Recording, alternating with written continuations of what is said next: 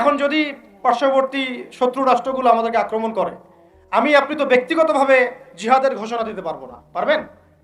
কিন্তু এখন যদি আপনার হাতে রাজনৈতিক ক্ষমতা থাকতো, তাহলে আমরা দেখাই দিতাম যে একজন সাইফুরকে মারলে কতজনের লাশ পড়ে।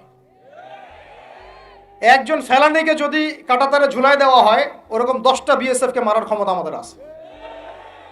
আবেগ দিয়ে বিপ্লব হতে পারে, আবেগ দিয়ে শরিয়া খিলাফা কায়েম হয় না। আবেগী হয়ে একটা বিপ্লব হতে পারে, আবেগ দিয়ে শুধু আবেগ দিয়ে শরিয়া খিলাফা কায়েম হবে না। শরিয়া খিলাফা কায়েম হয়েছে কাদের হাতে? সাহাবীদের হাতে। কাদের হাতে? আমাদের জিন্দেগি যখন সাহাবীওয়ালা হবে তখন শরিয়া কায়েম হবে। পড়াশোনা করে না, সাহাবীওয়ালা জিন্দেগি কিভাবে যাপন করবে? ওলামায়ে কেরামের সাথে তাআল্লুক নাই, সাহাবীওয়ালা জীবন কিভাবে যাপন করবে? নামাজের ঠিক নাই, সাহাবীওয়ালা জীবন হইল কিভাবে? কোরআন তেলাওয়াত করতে পারেন না, সাহাবীওয়ালা জীবন হইল? আবেগ দিয়ে তো হবে না। আর তাদের ব্যাপারটা তো এতই স্ট্রং, তারা তো এমনভাবে তাদের আগ্রাসন লালন করছে যে ওরা যদি পারতো এখন পুরো বাংলাদেশটাকে ওদের মানচিত্রভুক্ত করে ফেলত। ষড়যন্ত্র কিন্তু এই পর্যন্ত, এটা আমরা বুঝি আর না বুঝি, 50 বছর ধরে একটা দেশকে রাডারবিহীন থাকতে হচ্ছে, স্যাটেলাইট বিহীন থাকতে হচ্ছে, পারমাণবিক কোনো অস্ত্র নাই, নিউক্লিয়ার কোনো মিসাইলস নাই, কোনো জিওপলিটিক্যাল বড় বড় রাষ্ট্রের সাথে অ্যালায়েন্স নাই। পক্ষান্তরে উল্টা কুফার, তাগুত, মুশরিকদের দাসত্বে আমাদেরকে নিয়ে গেছে। তাহলে 50 বছরের খেয়ানতের লিস্ট করলে এক আসমান থেকে দ্বিতীয় আসমান পর্যন্ত হবে আর কি লিস্টটা। এত খেয়ানত 50-60 বছর হয়ে গেছে। এখনো যে বিষয়গুলো নিয়ে আমাদের কথা বলতে হচ্ছে, এটাই হচ্ছে সবচেয়ে লজ্জার।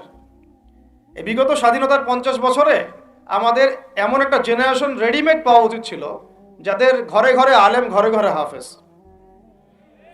এখন ঘরে ঘরে খুঁজলেও, বোম মারলেও আলেম বের হয় না, ঘরে ঘরে খুঁজে ছান মারলে একটা করে হাফেজ বের হয় না, আলেম বের হয় না। ঘরে ঘরে ছান মারলে যে কোনো একটা টিকটকার ঠিকই বের হয়। এই বাস্তবতা আর আমাদের স্বপ্নের মধ্যে আসমান জমির পার্থক্য আছে। এগুলো হাসির কোনো বিষয় না, এটা হচ্ছে বাস্তবতা। পুরা প্রাইমারি স্কুল থেকে শুরু করে প্রাইমারি স্কুলের শিক্ষক, প্রাইমারি স্কুলের টিচার এবং স্টুডেন্ট, হাই স্কুলের স্টুডেন্ট, হাই স্কুলের টিচার, অনার্সের স্টুডেন্ট, অনার্সের টিচার, মাস্টার্সের স্টুডেন্ট, মাস্টার্সের টিচার, তারপরে যে বিবিএ, এমবিএ, তারপরে যে আপনার প্রাইভেট ইউনিভার্সিটি ইত্যাদি ইত্যাদি, ইভেন বিসিএস সেক্টর, শিক্ষা কমিশন, এমপি, মন্ত্রী, পার্লামেন্ট, সবগুলোকে যদি একটা জায়গায় আপনি বসান, সবাইকে 15-16 কোটি মানুষকে একটা জায়গায় বসান, দেখবেন যে এদের 90% কোরআন তেলাওয়াতি করতে পারে না। 50 বছর হয়ে গেছে স্বাধীনতা। আর আমরা তো খুব সাম্প্রদায়িক সম্প্রীতির বয়ান দিচ্ছি এখন আর কি। বিগত সময়ে কিছু রাজনীতি হয়েছে জঙ্গিবাদ শব্দ দিয়ে রাজনীতি করা হয়েছে। থাকুক আর না থাকুক, বায়বীয়ভাবে একটা প্রতিষ্ঠা করার চেষ্টা করা হয়েছে, এটা দিয়ে রাজনীতি করা হয়েছে। সবাই সবার স্বার্থে কথাটাকে ব্যবহার করেছে। আসলে এটা একটা বায়বীয় শব্দ ছিল, কোনো অস্তিত্ব নাই। এখন রাজনীতি করা হচ্ছে নতুন করে সংখ্যালঘু শব্দ দিয়ে। কি দিয়ে? সংখ্যালঘু। তো সংখ্যালঘু শব্দ দিয়ে যে রাজনীতি করা হয়, তো সংখ্যালঘু যারা, তারা সংখ্যাগুরু কমিউনিটির মধ্যে সাইফুর রহমানকে এভাবে দিনে দুপুরে কুপিয়ে হত্যা করে কিভাবে? আমরা তো সংখ্যাগরিষ্ঠ। তো সংখ্যাগরিষ্ঠ মানুষের মধ্যে একজনকে সংখ্যালঘু একজন হত্যা করে কিভাবে? এর আগে ফরিদপুরে হয়েছে, আমরা তখনও সাম্প্রদায়িক সম্প্রীতির বলি আওড়াইলাম। চট্টগ্রামে হইল, এখনো সাম্প্রদায়িক সম্প্রীতির বলি আওড়াচ্ছি, ঠিক আছে? এবং আমাদের সবাইকে বোঝানো হচ্ছে যে সবাই শান্ত থাকেন, কেউ কোনো রকমের টু শব্দ করবেন। আচ্ছা, করলাম না, টু শব্দ করলাম না, শান্ত থাকলাম, ধৈর্য ধরলাম, ঠিক আছে। এরপরে যদি আরো 10 জনকে মারা হয় তখন আপনি আমাকে গ্যারান্টি দেন যে মারা হবে না। আপনারা আমাদেরকে গ্যারান্টি দেন যে মারা হবে না। যদি মারা হয় তখন আপনি বলছেন মারা হবে না ইনশাআল্লাহ, ঠিক আছে। যদি মারা হয় তখন, এখন আমি ধৈর্য ধরলাম, এখন আমি সাম্প্রদায়িক সম্প্রীতির কথা বললাম, এখন আমরা চুপ থাকলাম, কেউ এগ্রেসিভ কোনো ভূমিকায় গেলাম না, এবং যাওয়া উচিত না, ঠিক আছে, খালাস। আর আপনি আমাকে গ্যারান্টি দেন এই ঘটনাগুলো আগামীতে ঘটবে না। প্রশাসন গ্যারান্টি দেন, সরকারে যারা আছেন গ্যারান্টি দেন, দিতে পারবেন? যদি দিতে না পারেন কেন পারবেন না? যদি দিতে না পারেন তাহলে গ্যারান্টি কেন দিতে পারবেন না? তার মানে আপনার প্রশাসন ফেল করেছে এখানে। সেই ভাইকে হত্যা করা হয়েছে, সেই ভাইয়ের হত্যাকারী যদি 20 জন 30 জন হয়, প্রশাসনের পক্ষে এটা কোনো বিষয় না 30 জনকে কারাগারে নিয়ে আসা এবং আচ্ছা মতো রিমান্ডে সিদ্ধ ডিম ঢোকানো, কোনো বিষয় না। রিমান্ডে ওলামায়ে কেরামের পা ভেঙে দিতে পারেন, তাহলে এটা কেন পারছেন না? তাহলে আপনারা আসলে আমাদেরকে কানাকে মক্কা দেখাচ্ছেন, আপনারা কানাকে মক্কা দেখাচ্ছেন, এই তো। এখন যদি গ্যারান্টি না দিতে পারেন তার মানে এই সমস্যাটা থাকতে পারে। গ্যারান্টি না দিতে পারার অর্থই হচ্ছে আপনি নিজেই ভয় পাচ্ছেন, নিজেই আপনি শিওর না যে সমস্যাটা আসবে কিনা। কারণ আপনি জানেন যে আমি সমস্যাটাকে ডিল করতে পারি নাই, আসতেও পারে, এই জন্য আমি গ্যারান্টি দিতে পারছি না। আমাদের উপদেষ্টাদেরকে বলেন গ্যারান্টি দিতে যে এরকম ঘটনা আগামীতে আর কখনো ঘটবে না। আমরা তো সবাই শান্ত আছি, কেউ তো একটা টাকাও পর্যন্ত দেয়নি, কাউকে দিয়েছেন? আচ্ছা ঠিক আছে, আবার আমি প্রশ্ন করছি, যদি গ্যারান্টি না দিতে পারে এবং না দিতে পারাটাই তাদের ব্যর্থতা, এবং এর যদি উপযুক্ত বিচার তারা করতে না পারে, না করতে পারাটাই ব্যর্থতা সংখ্যাগরিষ্ঠ মুসলিম রাষ্ট্রে, তাহলে এই ঘটনা যদি আগামী 1 বছরে 2 বছরে 5 বছরে আবারও রিপিটেড হয় এবং একজনের জায়গায় 3 জন 4 জন 5 জন 10 জন পর্যন্ত পৌঁছায়, তখন আপনাদের ভাষাটা কি হবে? তখন আপনারা কি ভাষায় কথা বলবেন আর আমাদেরকে কি বুঝাবেন? এটা আমার প্রশ্ন। আরো প্রশ্ন আছে, সাইফুর রহমান যদি আপনার ছেলে হইতো তাহলে কি হতো? সাইফুর রহমান যদি আমাদের উপদেষ্টাদের কেউ হতো তাহলে কি হতো? সাইফুর রহমান যদি আমাদের যে ওলামায়ে কেরামগণ, শ্রদ্ধার সাথেই বলছি, বিনয়ের সাথে, আপনাদের যদি ছেলে হতো আপনারা কি সেম কথা বলতেন কিনা? সাইফুর রহমান যদি আপনার মেয়ের জামাই হতো তাহলে আপনি সেম কথা বলতেন কিনা? এই জায়গাগুলো তো অনেক গ্যাপস আছে। আমাদের এত স্বার্থপর চিন্তা চেতনা যে আমার তো আর নিজের ছেলে মরে নাই, আমার তো আর নিজের ভাইকে মারা হয় নাই, আপনি তো তাকে আপনার ভাই মনে করতে পারছেন না। এখন পর্যন্ত আপনি সাইফুর রহমানকে আপনার ভাই মনে করতে পারেন নাই। সবাই চুপ। আর আমাদের কিছু সুরসুরি মানহাজের কিছু মানুষ আছে, সুরসুরি আর গিরগিটি মানহাজ, মানে তাগুতের নাম এক্স হইলেও তার পক্ষে, ওয়াই হইলেও তার পক্ষে, জেড হইলেও তারই পক্ষে। সবসময় চুপ, একদম সুরসুরি মার্কা ঠান্ডা ঠান্ডা মানহাজ মানুষকে দেওয়া হয় এবং তারা একটু জনপ্রিয়, এই কারণে জনগণও চুপ হয়ে যায়। তাদের একটা স্ট্যাটাস দেখে মানুষ চুপ। আমার তো আকাবির, আমার তো অমুক, আমার স্কলার এই বলছে, আমার শায়েক এই বলছে, বাস আমি চুপ। আপনি তো নিজের চিন্তাটাকে বিক্রি করে দিয়েছেন মানুষের কাছে, নিজের চিন্তাটাকে আপনি বিক্রি করে দিয়েছেন। একজন সেলিব্রিটি স্কলার এসে একটা স্ট্যাটাস দিল যে সবাই শান্ত থাকেন, কেউ কোনো কথা বলবেন না। কেন কথা বলবো না আমি? শান্ত থাকেন বলার আগে আপনার বলা উচিত ছিল যে আমার ভাইকে এভাবে মারা হয়েছে, আমি এর তীব্র নিন্দা জানাই এবং এর বিচার আমি দাবি করি। তারপরে আপনি বলতে পারতেন আপনারা শান্ত থাকেন, আমরা বিষয়টা ডিল করছি। এই যে ব্রেন ওয়াশ, এই যে আমাদের একটা জজবাকে এভাবে দমন করে দেওয়া হচ্ছে, এর ফলাফল কিন্তু আপনাদেরকে ভোগ করতে হবে। আচ্ছা ঠিক আছে, 10 জন মারা হলো চুপ করে থাকেন, ভালো কথা। আরো 100 জন মারা হলে তখনই কি চুপ করে থাকবেন? যদি একটা জেলার উপর আক্রমণ হয় তখনই কি চুপ করে থাকবে? আপনারা শয়তান থেকে পালাতে চাচ্ছেন, কিন্তু শয়তান তো আপনাকে ছাড়বে না। আপনি কিছু বলেন আর নাই বলেন, আমি বলছি না এখনই বলেন, আমি বলছি আপনি এই হত্যার উপযুক্ত বিচার আমাদের সামনে নিশ্চিত করেন। জাতির সামনে এই 20-30 জন লোককে হাজির করে প্রকাশ্যে ফাঁসি দিয়ে দেখান যে হ্যাঁ আমরা সাইফুর রহমানের পক্ষে আছি। কিছুই করতে পারেন না এই পর্যন্ত, আপনারা কিছুই করতে পারেন নাই। ফরিদপুরের ঘটনা কিছু করতে পারেন নাই। এরকম ঘটনা বিচ্ছিন্ন না, এরকম ঘটনা বাংলাদেশের লাস্ট 5 বছরে এবং বিগত 15 বছরে অনেকগুলো হয়েছে। কিছু ঘটনা আমরা জেনেছি, কিছু ঘটনা আমরা জানি না, বেশিরভাগই আমরা জানি না। এই যে সমস্যাগুলো আমি সিরাত থেকে কেন বলছি, কারণ সিরাতে আপনাকে এগুলো সমাধান দেবে। আর এই বিষয়টা আমাকে খুব পীড়া দিচ্ছে ভিতর থেকে, যেটা আমাদের আচরণ, আমরা যে এত বেশি মানে দাসত্বের একটা ইয়াতে চলে আসছি, মেজাজটা আমাদের দাসত্বের মতো চলে আসছে। আমরা শত্রুর চোখে চোখ রেখে কথাই বলতে পারি না। শত্রুর চোখে চোখ রেখে কথা না বললে তো সে আমাকে দাম দিবে না। কই, সে তো চায়নার সাথে এসব ডিল করতে পারে না, সে তো ইভেন পাকিস্তানের সাথেও তো পারে না। পাকিস্তানে কি খুব মুসলিমদের ঐক্য আছে নাকি? নাই তো। ওর ইন্টারনাল অবস্থা তো আমাদের চেয়ে অনেক সময় খারাপ। কয়েকটা পারমাণবিক বোম আছে, এই কারণে তার দিকে তাকাতে পারে না। স্বাধীনতার 50 বছরে কয়টা মিসাইল তৈরি করলেন? একটাও তো তৈরি করার ফিকির করলেন। তাহলে বিগত 50 বছরের ইতিহাস যদি আমরা ঘাঁটি, তাহলে দেখব যে যত রকমের মানব রচিত তন্ত্রমন্ত্র আছে, এই তথাকথিত গণতন্ত্রই বলেন, আর এই জাতীয়তাবাদের কথাই বলেন, আর এই তথাকথিত ধর্মনিরপেক্ষতাবাদ, আর এই কমিউনিজম, যা আছে সব ফেল করেছে। পশ্চিমা সব মতবাদ এখানে এমনভাবে ফেল করেছে যেটা ইতিহাসে বিরল। তাহলে একটা মাত্র পথ আপনাদের সামনে এখন খোলা আছে, যেই পথ দিয়ে এই সমস্ত সমস্যার সলিউশন আনা সম্ভব। সেই পথটাই হচ্ছে ওই যে লেখা আছে, সিরার আলোকে উম্মার সংকট নিরসন করো। সিরাতের আলোকে যদি উম্মার সংকট নিরসন করতে না পারি, আর কোনো রাস্তা আমাদের সামনে খোলা নেই। দিন কায়েমের শর্ত 3টা বলেছেন না? 3 নম্বর শর্তটাই হচ্ছে এটা যদি ইবাদত হয়, দিন কায়েম যদি একটা ইবাদত হয়ে থাকে, তাহলে সেই ইবাদত কবুল হবে শুধু একজন ব্যক্তির তরিকায়। কার তরিকায়? মুহাম্মদ রাসূলুল্লাহ সাল্লাল্লাহু আলাইহি ওয়াসাল্লামের তরিকায়। ইবাদত হতে হবে এক আল্লাহর জন্য, হালাল রিজিক থাকতে হবে, এবং তরিকা হতে হবে কার? মুহাম্মদ রাসূলুল্লাহ সাল্লাল্লাহু আলাইহি ওয়াসাল্লাম। তো মুহাম্মদ সাল্লাল্লাহু আলাইহি ওয়াসাল্লামের তরিকাই হচ্ছে সিরাত, যেটার মধ্য দিয়ে আমরা দিন কায়েম করব ইনশাআল্লাহ। আর কোনো রাস্তা খোলা নাই। যত তন্ত্রমন্ত্র নিয়ে আসো, যত তন্ত্রমন্ত্র, এখন তো 4টা-5টা আছে, আরো যদি নতুন কোনো তন্ত্রমন্ত্র নিয়ে আসে, তারপরেও এই জাতির মুক্তির কোনো পথ নাই সিরাত ছাড়া। এখন আমাদেরকে আগে সিরাত পড়তে হবে ভাই, সবাইকে আগে সিরাতটা পড়তে হবে।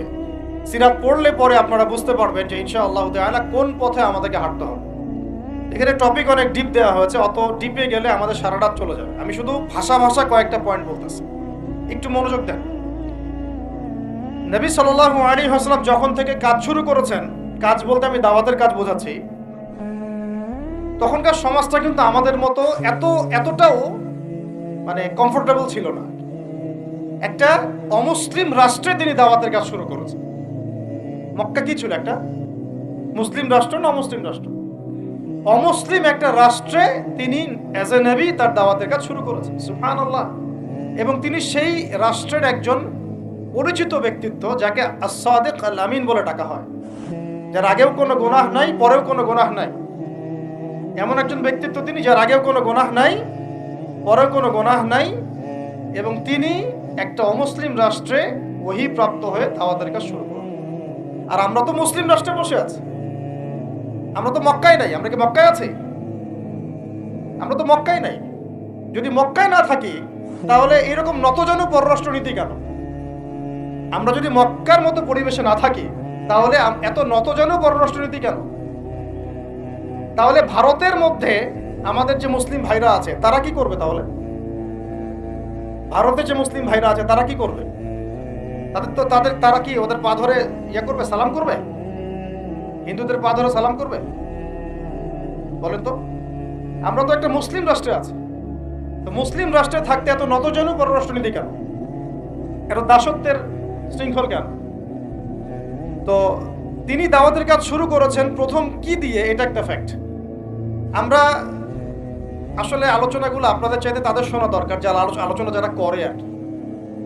মানে আমি চাই বেশি বেশি তাদের সাথে কনভারসেশন করতে, যারা উম্মাকে নিয়ে ফিকির করেন, দাওয়াতের কাজ করতে চান, বা মুআল্লিম বা আলেম বা হাফেজ, তাদের সাথে কথা বলা দরকার। তাদেরকে আগে বোঝানো দরকার বিষয়গুলো। অনেকেই বুঝেন না। অনেকে বায়াবিও দাওয়াতি কাজ করছেন উইদাউট এনি প্ল্যাটফর্ম। অনেকে দাওয়াতি কাজ করছেন উইদাউট এনি কানেকশন উইথ উলামা। আলেমদের সাথে কোনো কানেকশন নাই, দাওয়াতের কাজ করতে আসেন। এটা বায়াবিও প্ল্যাটফর্ম ক্রিয়েট করে রাখতেছেন।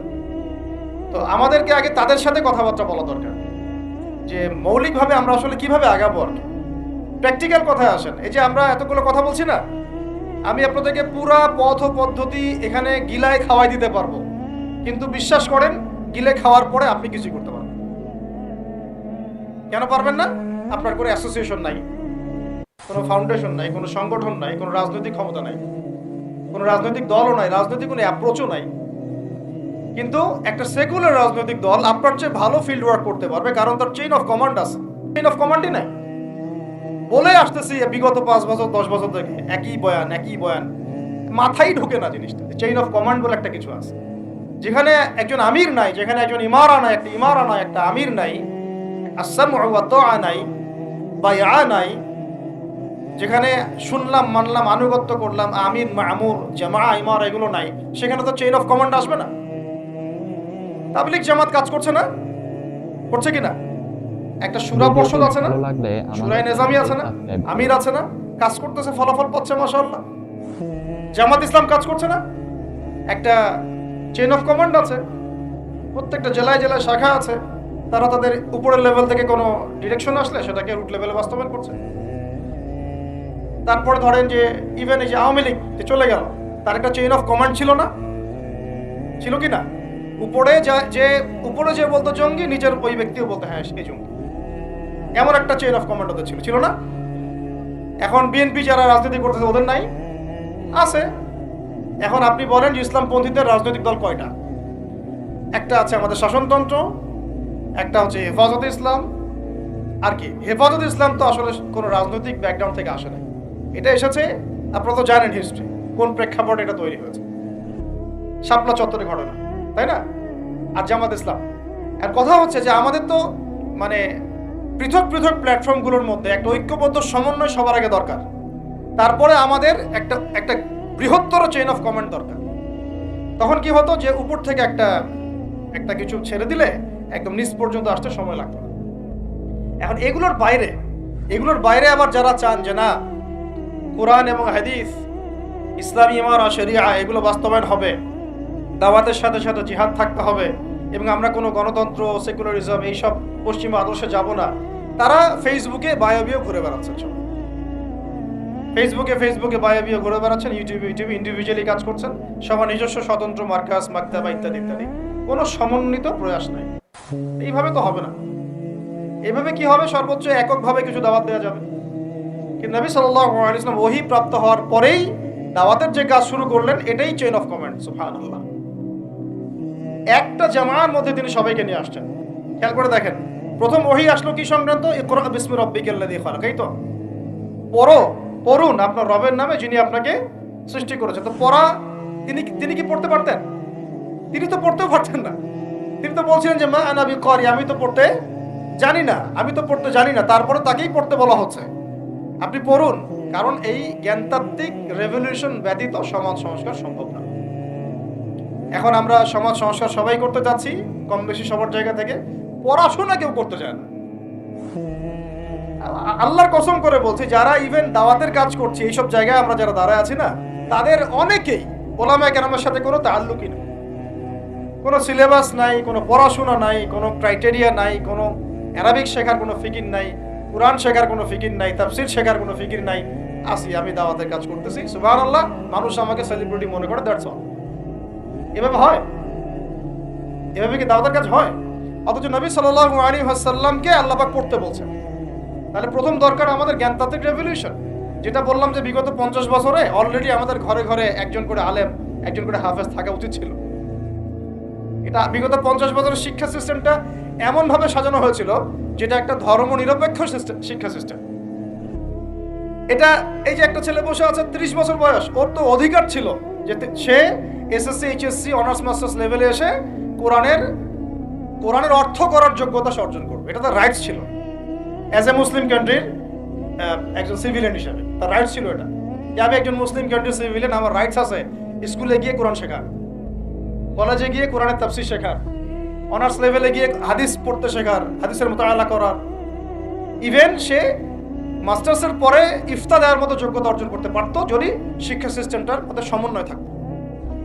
কিচ্ছু করা হয়নি এইসব লেভেলে। 50 বছর ধরে এই জাতিকে শিক্ষার অন্ধকারে রাখা হয়েছে। কওমি মাদ্রাসাগুলো যদি না থাকতো, এই দেশ থেকে ইসলামকে মিটাই ফেলে দিত এরা। এটা বাস্তবতা। আলিয়া মাদ্রাসার একটা চমৎকার সিলেবাস ছিল, কিন্তু আস্তে আস্তে ওটাকে এমনভাবে বিকৃত করছিল, এটাকে এমনভাবে দলীয়করণ করেছিল যে ওখান থেকে, আরে ওয়াল্লাহি আমি বলছি, আল্লাহর কসম করে বলছি, আমি নিজেও ভাই বানিয়েছি অনেকে, 3টা সেন্টেন্স দিলে 3টা সেন্টেন্সের পার্থক্য করতে পারছে না। বিশ্বাস করবেন কি? সেন্টেন্স একটি কিতাব, এটি একটি কিতাব, এই কিতাবটি 3টা সেন্টেন্স আরবি করতে দিয়েছি, গত পরশুদিন করতে পারে না, কামিল পাস। একটি কিতাব, এই কিতাবটি, আর এটি একটি কিতাব, 3টা সেন্টেন্সের পার্থক্য করতে দিয়েছে। কিচ্ছু না এটা মাদানী নেসাবের প্রথম বছরের পড়া। তাহলে সিগা ধরছি, গর্দান বলতে পারতেছে না। এবারও দিতে দিলে এবারও দিতে পারছে না। এটা পারবে না তো জেনারেল মানুষের, আপনারা তো ইসলামিক লাইনে পড়েছেন, আপনারা পারবেন না কেন? কেন পারবেন না? তাহলে কি পড়াশোনা করবেন? ওখানে তো 10 বছর সময় ঢেলে দিয়েছে। একজনকে জিজ্ঞাসা করলাম যে একটা যে কোনো একটা আয়াত শোনাচ্ছে, ওই যে সূরা হামিম সুরার একটা। ভিডিওটি ভালো লাগলে আমাদের চ্যানেলটি সাবস্ক্রাইব করতে ভুলবেন না। আপনার কাছে কোন হুজুরের ওয়াজ সবচাইতে বেশি ভালো লাগে তা অবশ্যই কমেন্টে জানিয়ে যাবেন।